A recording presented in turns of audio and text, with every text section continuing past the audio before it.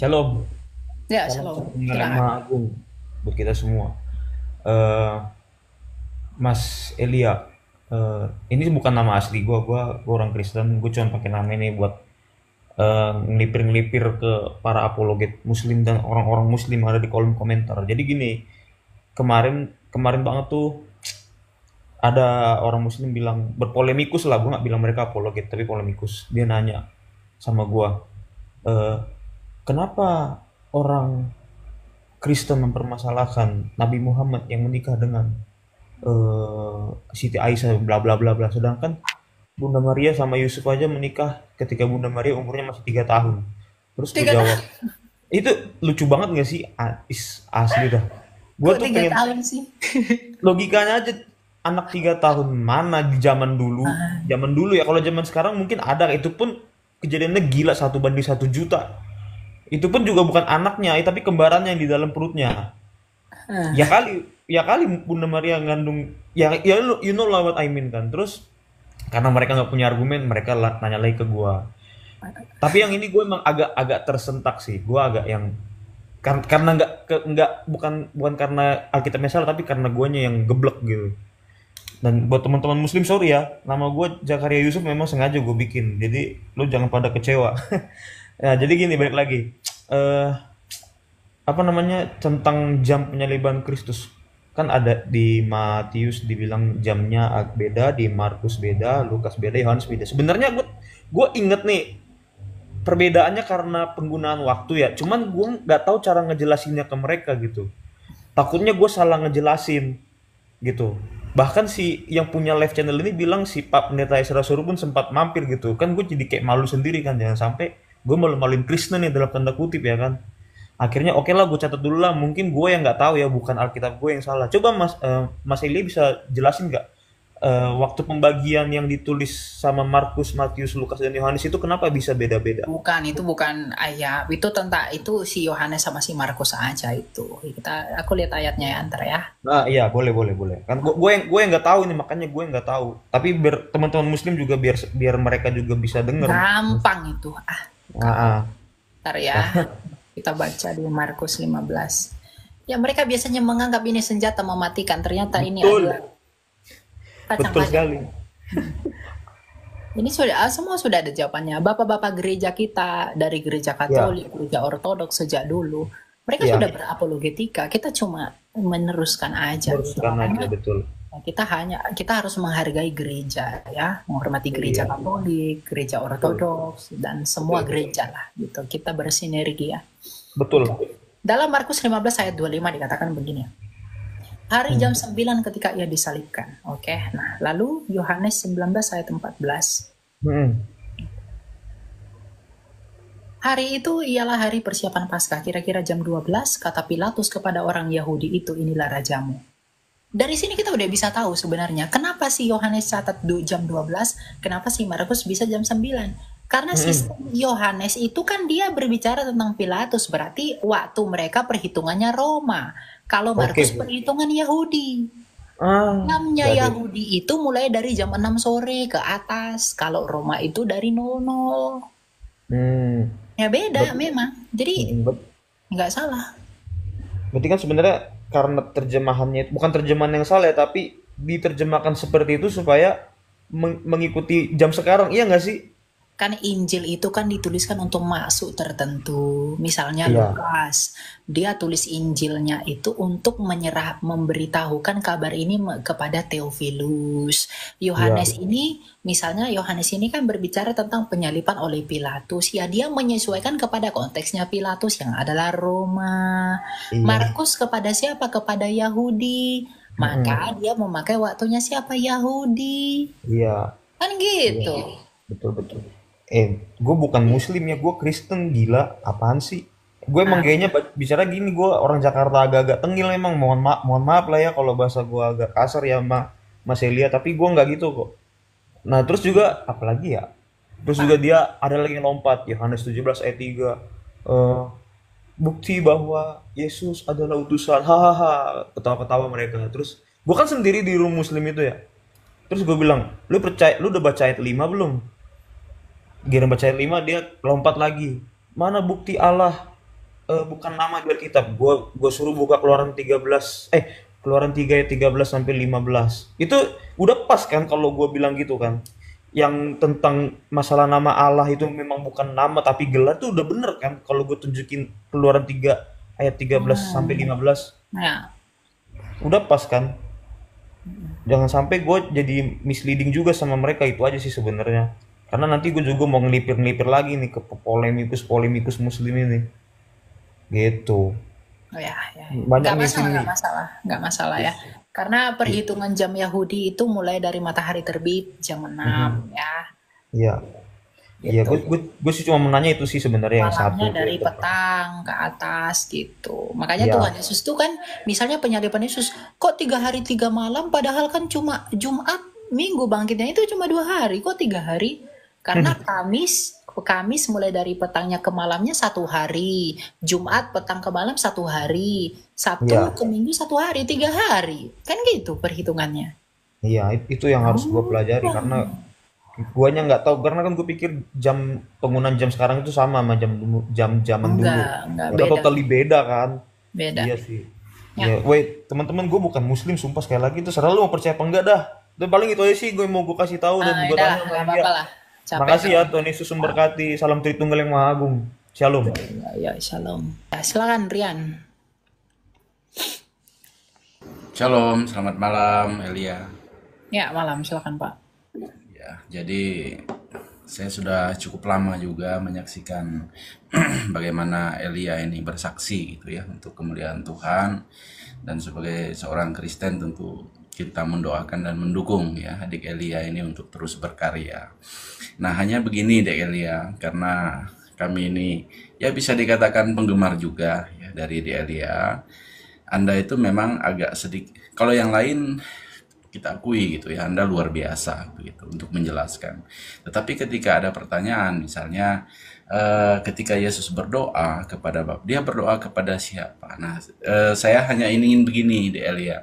Mungkin Delia nanti bisa bantu ya untuk meluruskan pemahaman saya, karena saya punya pemahaman yang berbeda tentang bagaimana Yesus berkarya. Nah, bagi saya begini.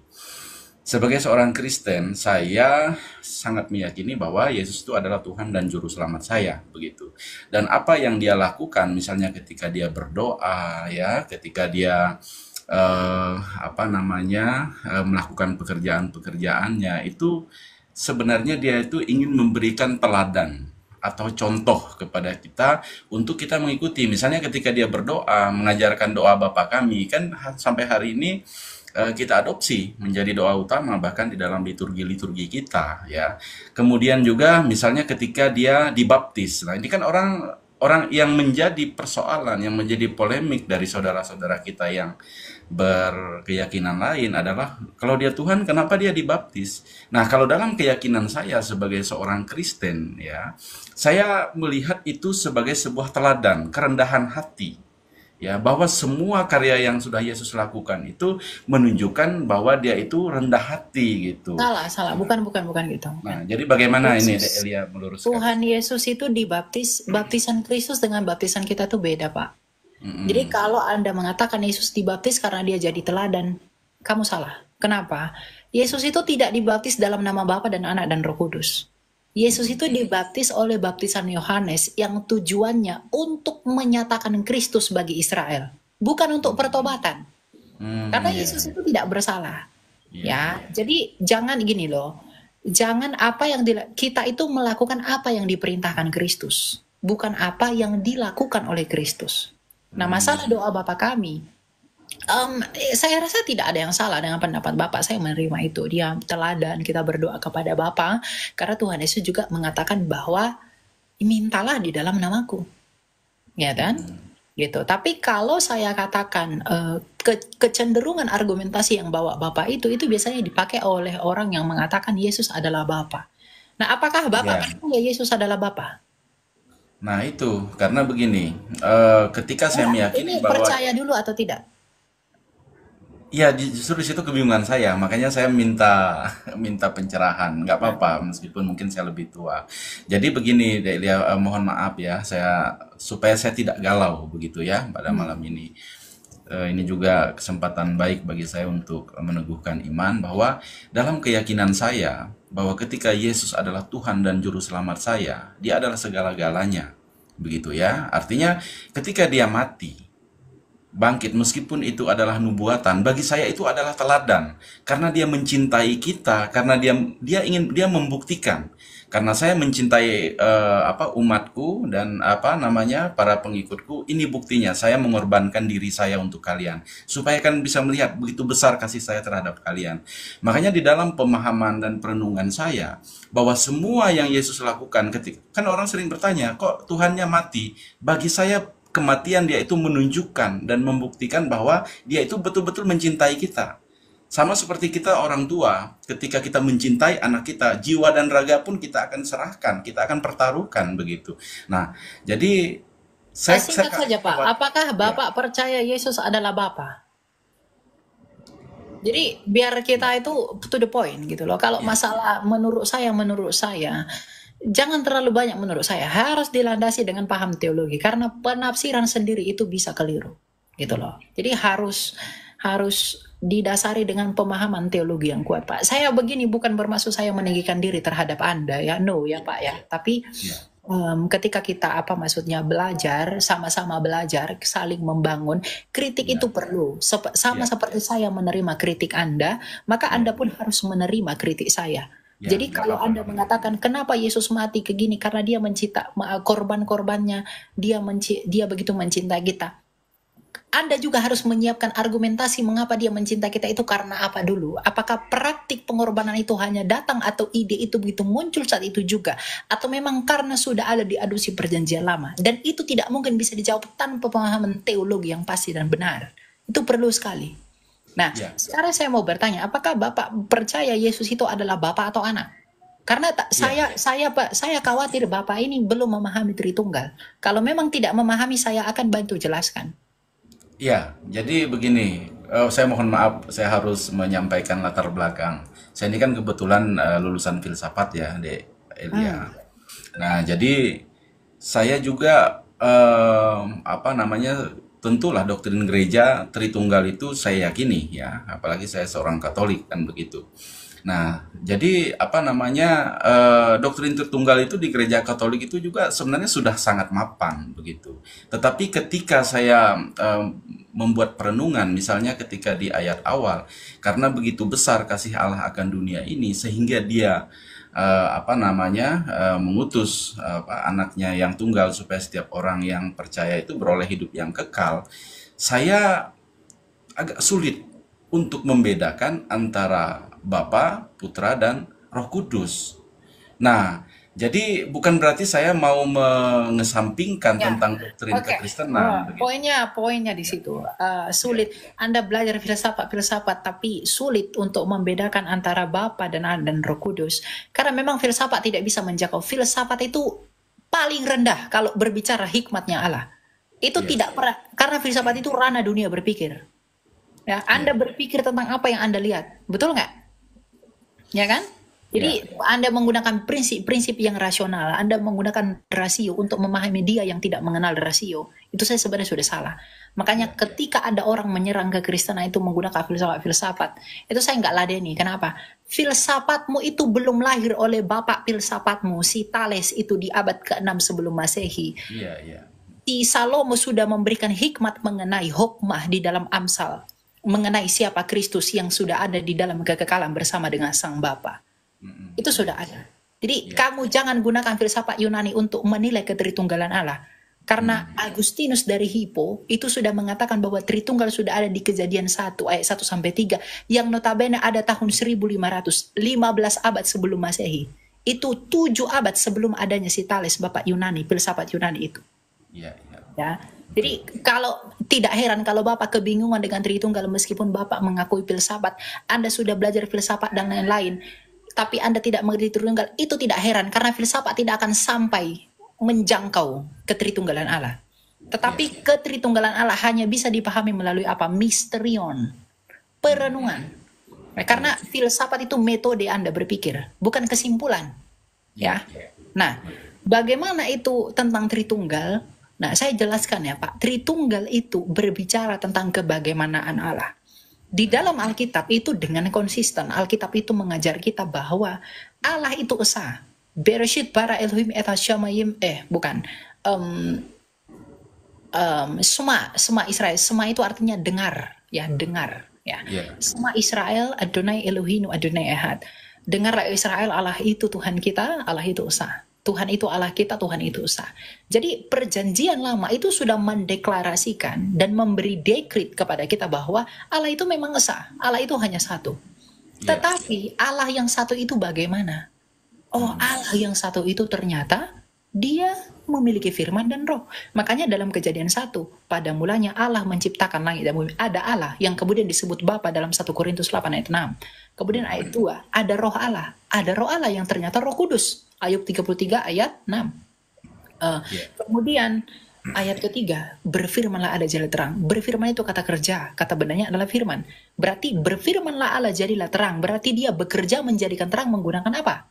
Firman. Karena itu verba, itu ada nominanya. Nominanya itu ya firman. Itu bukan adjektif seperti kata si Juma. Ya toh? Ya, Nah, jadi Allah Sang Bapa bersama dengan firmannya atau akal budinya atau idenya, logosnya, logikanya sendiri, itulah Yesus, dan rohnya sendiri, itulah Roh Kudus. Nah, karena begitu besar kasih Allah akan dunia ini, Yohanes 3 ayat 16, sehingga ia mengaruniakan anaknya yang tunggal. Karena Sang Bapa itu begitu mengasihi dunia ini, maka ia mengaruniakan idenya sendiri menjadi manusia. Agar manusia itu diselamatkan oleh karena karya dan kasihnya di dalam firman-Nya itu. Jadi Sang Bapa itu mengasihi dunia ini. Sang Bapa yang tidak kelihatan itu mengasihi dunia ini. Dan mengeksekusi kasihnya itu ya melalui firman-Nya. Makanya dalam Yesaya itu dikatakan apa? Firman yang keluar dari mulutku tidak akan kembali kepadaku dengan sia-sia, melainkan melakukan apa yang kusuruhkan kepadanya. Nah, firman itu yang keluar dari Bapa, itu disuruh Bapa untuk melakukan apa yang Bapa kehendaki. Itulah Kristus. Makanya Yesus berkata apa? Apa yang ku kehendaki itu yang dikehendaki Bapa. Kehendak Bapa itu apa? Yohanes mencatat, kehendak Bapa adalah percaya kepada Dia satu-satunya yang diutus. Siapa itu? Yesus Kristus. Jadi esensi Tritunggal itu nggak bisa dijangkau filsafat, tapi perenungan. Agustinus dari Hippo itu merenungkan kejadian itu, Pak. Karena di dalam kejadian pun kalau kita bisa melihat targum-targumnya orang Yahudi itu, misalnya ada Memra, ada Malah Adonai. Itu Malah Adonai yang kemudian ketemu dengan Abraham, ketemu dengan Hagar. Kenapa disembah? Padahal ditulis malaikat Tuhan. Tapi dia disembah, bahkan disebut sebagai Tuhan. Tapi tak menolak. Kenapa begitu? Nah, perjanjian lama itu masih bayang-bayang tentang misteri Allah itu. Perjanjian baru, misteri itu dinyatakan oleh Kristus melalui apa? Forma baptisan.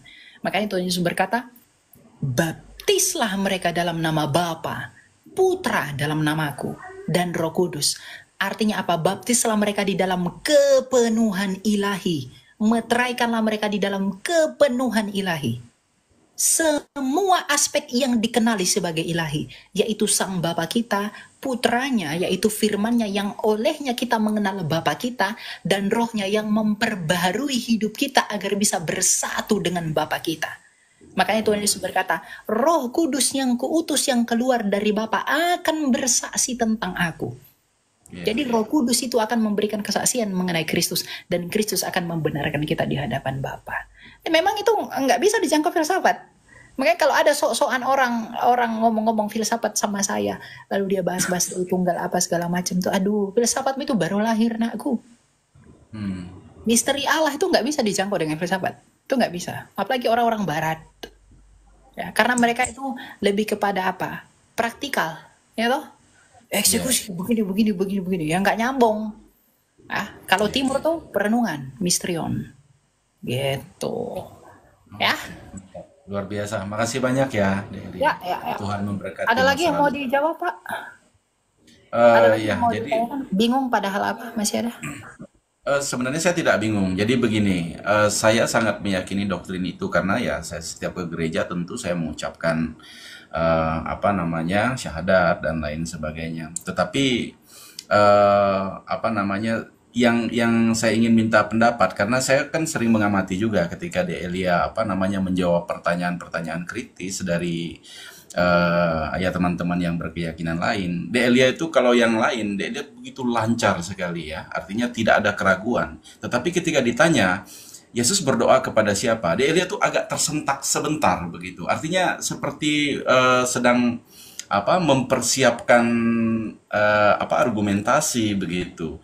Nah, saya ini kan hanya minta pencerahan saja. Oke, secara doktrin gereja, saya tidak pernah sedikit pun meragukan tentang eksistensi apa namanya Tuhan itu di dalam nama Bapa, Anak dan Roh Kudus. Itu tidak saya ragukan. Maksud saya begini, kalau saya punya perspektif lain ketika saya menjadi seorang pengikut Kristus ya, ketika saya membaca tentang kesaksian hidupnya ya di dunia itu, misalnya dia apa namanya menyembuhkan orang yang sakit, menghidupkan orang yang mati, mengampuni Maria Magdalena yang seharusnya dihukum rajam.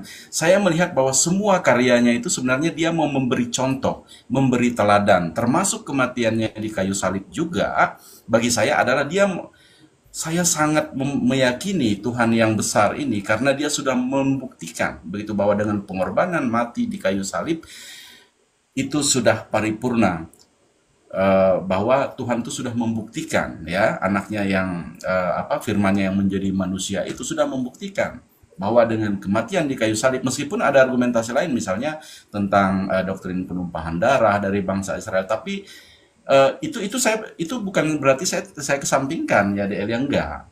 Artinya saya percaya itu ya sebagai sebuah ajaran, sebagai sesuatu yang tidak bisa saya sangkal. Tetapi saya mau menambah ada suplemen lain yang juga harus kita jelaskan bahwa semua yang Yesus lakukan itu adalah teladan. Dia rela mati itu seperti saya punya anak. Karena begitu saya mencintai anak saya rela mengorbankan, mempertaruhkan nyawa saya, jiwa dan raga saya untuk sesuatu yang saya cintai. Nah, ini kan bukan berarti saya apa namanya mengesampingkan tentang doktrin Tritunggal dan lain sebagainya. Saya menjelaskan dari perspektif yang berbeda saja. Ya, ada tambahan. Justru ketika saya menjawab Anda mengenai Tritunggal itu seperti apa, itu tidak ada keraguan bahwa memang Yesus berdoa kepada Bapa. Karena kita mengerti Yesus itu siapa, Bapa itu siapa. Karena kalau tanpa pengertian ya kita kebingungan. Dan sorry kalau Bapak bilang seperti agak ragu, agak tersentak. Saya nggak tersentak. Karena Ibrani mencatat bahwa imam besar kita adalah imam yang juga turut merasakan kelemahan-kelemahan kita. Hanya saja dia tidak berdosa. Jadi Yesus berdoa ya kita berdoa. Dia berdoa, dia makan, dia minum, dia tidur. Itu untuk membuktikan bahwa dia adalah manusia sejati, bukan manusia jadi-jadian. Iya, iya. Gitu loh.